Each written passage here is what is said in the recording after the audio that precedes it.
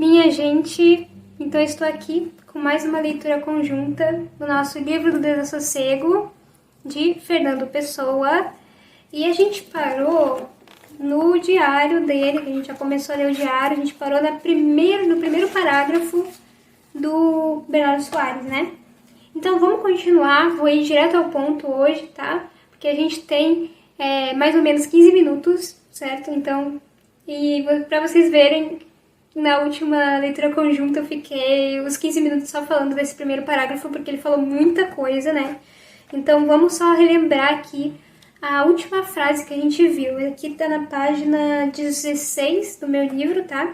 E vocês podem ver pelo PDF, ou se vocês tiverem um livro em casa, tá? Mas tem, novamente, eu digo, esse livro tem gratuito no site do Domínio Público. Então eu vou deixar o link na descrição, se vocês não conseguirem acessar, pesquisem Domínio Público. Eu vou também, acho que vou deixar nas minhas redes sociais, eu tô fazendo no Instagram agora, provavelmente quando eu lançar esse vídeo, eu já vou deixar na descrição o meu Instagram e vocês podem ir lá e acessar o link por lá, tá? Beleza, caso vocês não conseguirem acessar pelo link, eu vou deixar na descrição. Beleza, vamos lá, gente, vamos lá. Vou tomar uma água pra me preparar também, tomem a água de vocês aí. Ok. Então, estávamos falando, a gente parou aqui nesse último parágrafo, este culto da humanidade, com seus ritos de liberdade e igualdade, pareceu-me sempre uma revivescência dos cultos antigos, em que animais eram como deuses, ou os deuses tinham cabeças de animais.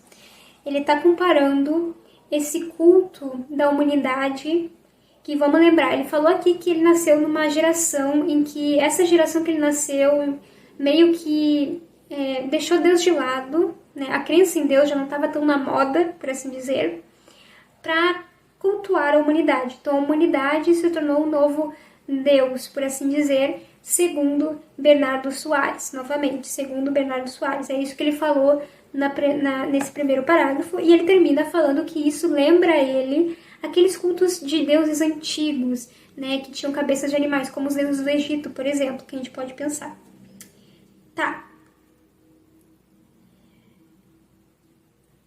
Vamos lá. Eu fiz uma pausa aqui, né, porque eu pensei assim, gente, é importante dizer, esse livro aqui, o Fernando Pessoa, tá, ele trata de assuntos que podem ser considerados hoje muito delicados. Já era nessa época e ainda é até hoje, tá? Mas vamos lembrar que esse é o diário do Bernardo Soares, que é um heterônimo do Fernando Pessoa, né? Então, um personagem fictício que ele criou para poder falar algumas coisas, né? E o diário é isso.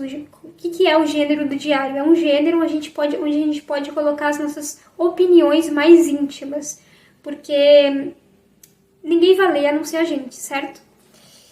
No caso, ele compartilhou esse diário com o mundo todo, então o mundo todo vai ler as opiniões íntimas e pessoais dele, né? Mas vamos continuar lendo, ok?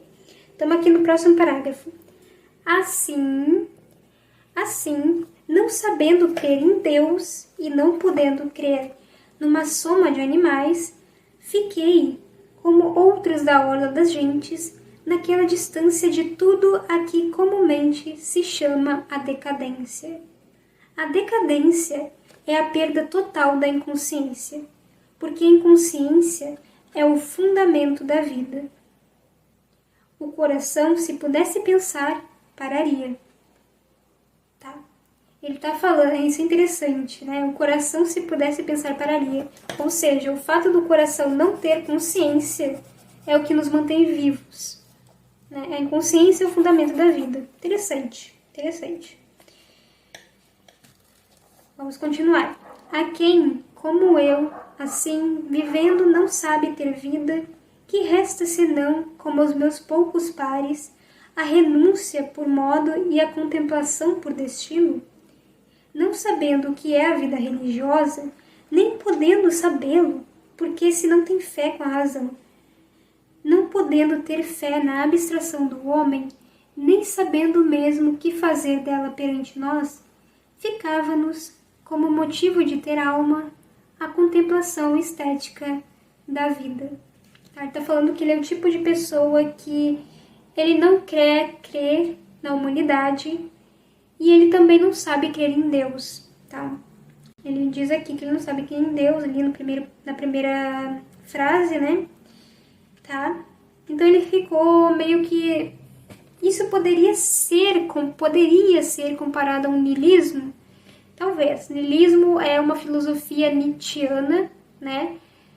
Que é uma coisa... Eu não saberia explicar muito bem, na verdade, eu estudei o niilismo muito por cima, mas seria um desapego, assim, à vida, sabe?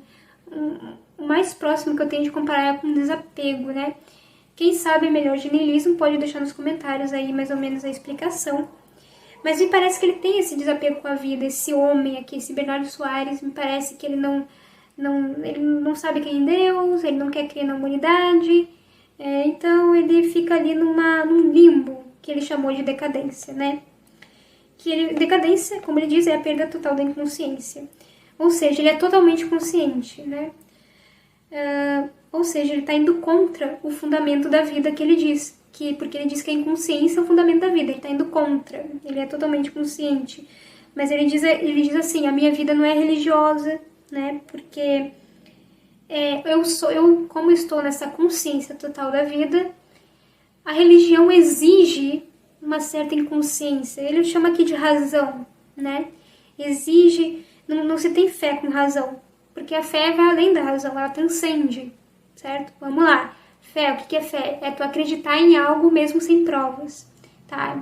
A pessoa acredita em Deus, ela tem fé em Deus porque ela acredita mesmo não tendo provas. Ninguém precisa provar para ela para que ela acredite em Deus, porque dentro dela ela sabe que é real, sem provas, tá? Então, porque se a gente acreditasse nas coisas por causa da razão, isso não é acreditar, né?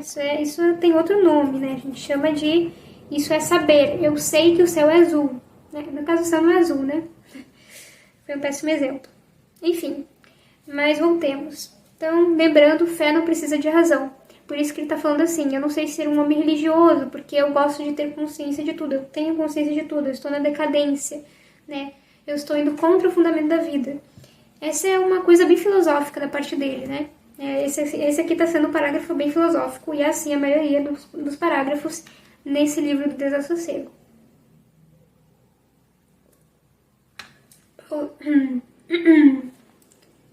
Pausa para água. E preciso ajeitar minha voz também. Eu vou usar bastante minha voz, né? Então ela precisa estar bem ajeitada. Vamos lá, então. É interessante que ele fala aqui que essas pessoas que estão na decadência com ele, elas contemplam... Elas ficam numa contemplação estética da vida. Bom, vamos continuar aqui que a gente parou estética da vida, né? Vamos lá? E assim, alheios à solenidade de todos os mundos, indiferentes ao divino e desprezadores do humano, entregamo-nos futilmente à sensação sem propósito, cultivada num epicurismo subutilizado, como convém aos nossos nervos cerebrais. Vamos só relembrar aqui o que é epicurismo. Eu lembro que isso aqui é filosofia. É a filosofia de Epicuro, tá? Eu tô aqui no Google, tá? Pra mim poder pesquisar. Então, a leitura é assim, né? Como eu já falei na primeira leitura conjunta, eu tive que pesquisar uma palavra, o significado de uma palavra, porque eu não conhecia. Então, assim, gente, ler livros clássicos, ler livros, na verdade, no geral, às vezes vai exigir uma certa pesquisa, mas é uma pesquisa rápida, tipo, aqui eu já encontrei. O epicurismo é o sistema filosófico que prega a procura dos prazeres moderados para atingir um estado de tranquilidade, de ausência de medo. Então, o epicurismo, eu já lembro que eu vi uma coisa no YouTube, assim, destacando as diferenças entre o epicurismo e aquela outra... eu acabei esquecendo. É uma outra filosofia que é dos prazeres, que eu esqueci qual é o nome, né? Que o pessoal chama. Diz que hoje a gente tem, né? Epicurismo e um outro. Eu esqueci, né? Tá. Mas é basicamente a busca pela felicidade, mas uma felicidade real, não aquela felicidade instantânea, tipo, vou beber para me sentir bem. Não, é a felicidade real, eu diria que seria uma busca pela virtude, né? Mas vamos ver aqui num site melhor, lembrando da nossa frase, né? Por que a gente está pesquisando isso? A frase está aqui.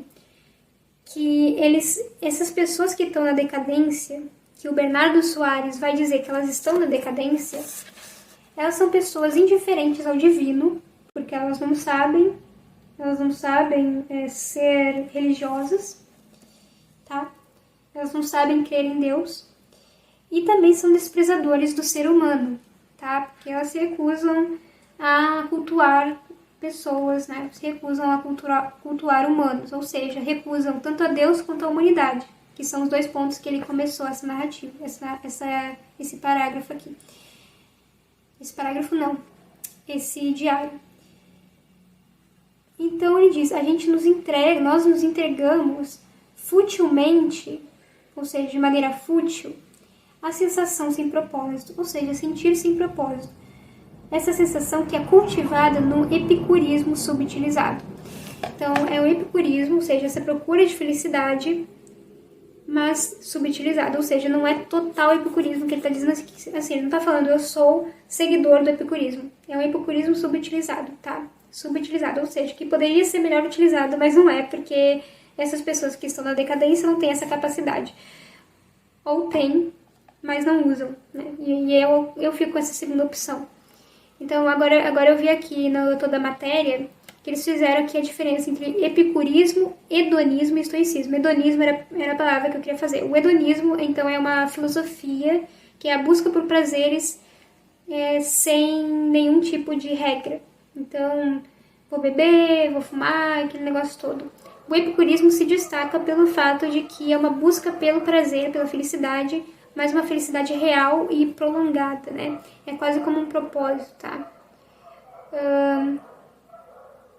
É o bem soberano, tá escrito aqui.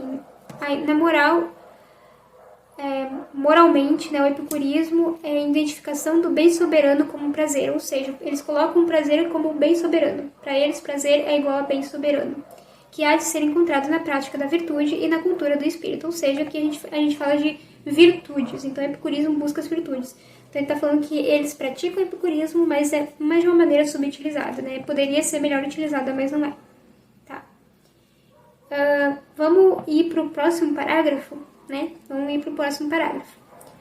Retendo da ciência somente aquele seu preceito central de que tudo é sujeito às leis fatais, contra as quais se não reage independentemente, porque reagir é elas terem feito que reagíssemos. E verificando como esse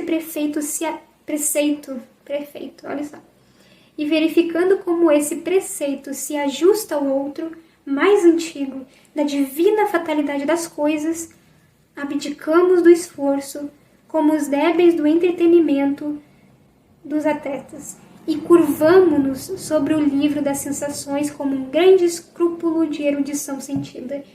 Caramba, muito poético, tá? Muito poético, tá? Então ele tá falando, o que essas pessoas que estão na decadência, a gente tá falando dessas pessoas da decadência, do qual Bernardo Soares faz parte. Ele diz, a gente pega da ciência a ideia de que tudo está sujeito às leis fatais, tá? Eles só vão pegar isso da ciência, esse preceito central, tá? Então ele tá falando que a gente está sujeito às leis. E quando a gente reage a alguma coisa, é porque alguma coisa fez com que a gente reagisse àquela coisa. Ou seja, eu tomo uma decisão não com base nas minhas próprias decisões, mas sim com base no meu cérebro, na minha química e diversos outros fatores ambientais. Tá? Isso aí pode ser discordado. Tá? Tem gente que acredita que a gente tem livre-arbítrio, outras pessoas acreditam que a gente sempre está condicionado a forças da natureza, né? Enfim. Essa é a opinião aqui do Bernardo, tá, gente? Essa é a opinião do Bernardo. Então ele tá falando aqui, tá? E verificando como esse preceito se ajusta ao outro mais antigo, da divina fatalidade das coisas. Ah, tá. Olha só que legal. Vou até tomar uma água que tá interessante. Ele está dizendo que o preceito de que a gente reage às coisas com base na natureza, né, que a ciência, né, porque tudo a gente está sujeito às leis da natureza, então a gente reage com base na natureza. Isso é muito parecido com aquela ideia de que Deus faz o nosso destino, que a gente está sujeito às decisões de Deus. Então, é parecido, apesar de uma coisa ser mais científica e a outra ser mais divina, né? Mais de fé. Então, é interessante. Ele está unindo esses dois mundos agora, tá? Da divina fatalidade das coisas. Abdicamos do esforço, tá? Então, ele está falando que uma vez que a gente está... que a gente fatalmente está sujeito às leis da natureza ou às leis divinas, então a gente não faz esforço. É isso que ele está falando, que essas pessoas da decadência são assim. Então não faz esforço como os débeis do entretenimento dos estetas. Eles dizem, a gente se curva sobre o livro das sensações com um grande escrúpulo de erudição sentida. Essa parte aqui eu confesso que para mim é bem difícil de entender. Escrúpulo de erudição sentida. Então, precisaria pesquisar o significado dessas duas palavras. Escrúpulo, né? Escrúpulo eu sei, mas nesse contexto fica um pouco... A gente precisa ter mais uma explicação. Escrúpulo, consciência dotada de sentido moral. Caráter íntegro. Então, estado de hesitação da consciência. Dúvida ou inquietação espiritual. Tá? Então, eles se curvam sobre o livro das sensações com dúvidas morais, né? De erudição,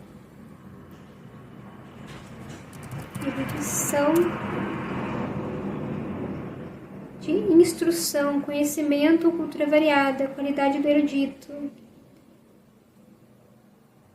adquiridos especialmente por meio da leitura. Escrúpulo de erudição sentida. Então ele está falando que esse escrúpulo vem provavelmente de um conhecimento, de uma cultura, né, vamos dizer assim, de uma instrução de qualidade, né? Interessante. Então, novamente, isso aqui são minhas interpretações, né? Mas é isso, minha gente. Então, eu vou ficar por aqui hoje, tá? Comentem o que vocês acharam, né? Usem o chat bastante e a gente vai continuar na página 17, na próxima leitura conjunta. Até semana que vem.